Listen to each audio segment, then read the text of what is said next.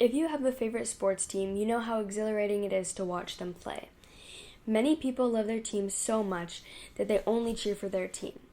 Some people take their love for their team a step further and say they don't like anyone who doesn't like their team. This is what happened with Germany. Their extreme nationalism and love for their country led for a feeling of superiority towards other countries. They believed Germany was the best and that people who weren't German were evil.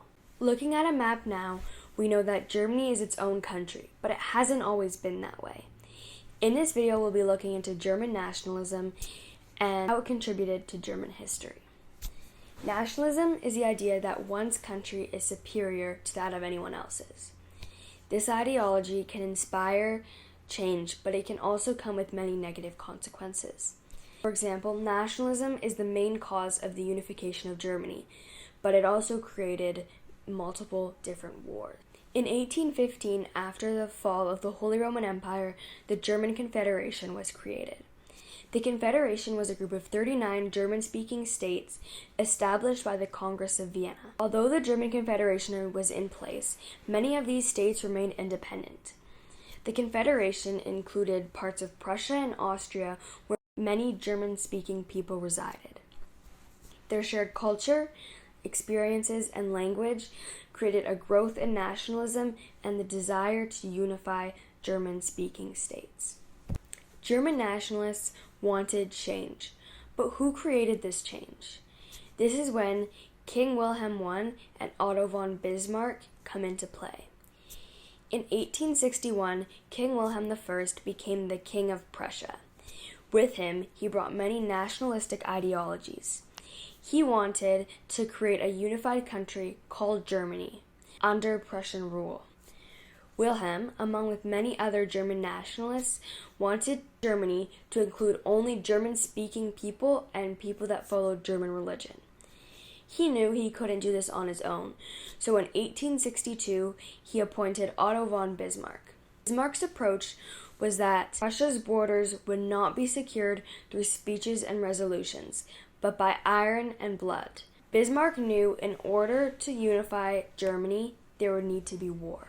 There are two major empires neighboring the German Confederation, the Prussian Empire and the Austrian Empire. Many German nationalists questioned who would be the primary ruling nation. Bismarck, wanting Prussia to be the dominant nation, had to assert his dominance. He did this by creating a series of wars. The first one was the Austro-Prussian War. In a matter of weeks, Prussia won, establishing that they were the stronger state. This meant Germany would be under Prussian rule. The second war was between France and Prussia. This war ultimately ended in Prussian victory, ensuring Prussia had control of German-speaking states in France. With the rise in nationalism and Bismarck's strategic victories, the German Empire was created in 1871. Following the unification of Germany, Bismarck remained peaceful.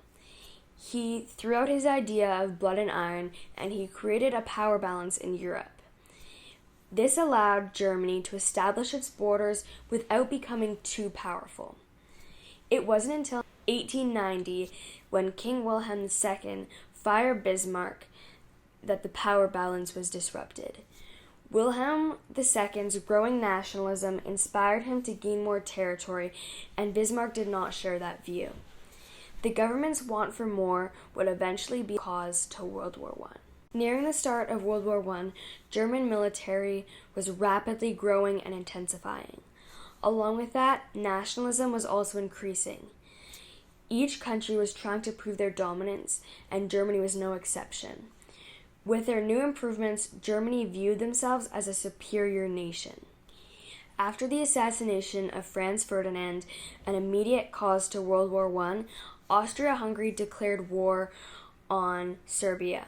Germany, being allied with Austria-Hungary, declared war on Russia and France, who were allied with Serbia. This was the start of World War I.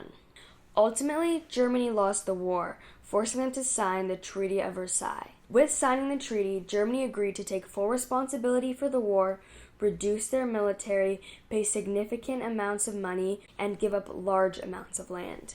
After the events of World War I, many German people missed the way things were prior to the war. Many German nationalists turned to blaming communists, socialists, and Jewish people. This would be the first site of extreme nationalism and anti-Semitism since the war. The Nazis, ruled by Adolf Hitler, came to power in 1933. With them, they brought extreme nationalism. Nazis believed that anyone who wasn't German was a threat to the German race and that there was no place for them in Nazi Germany. The Nazis passed a series of anti-Semitic laws which didn't allow Jewish people to have many rights. These would be the main causes to the Holocaust that would lead to the death of millions. As you can see, nationalism is a power that, if used correctly, can bring people together, but when taken to the next level, can be extremely destructive. Germany is a great example on how extreme nationalism can create extreme repercussions in history. Thank you for watching my video, and I'll see you guys next time.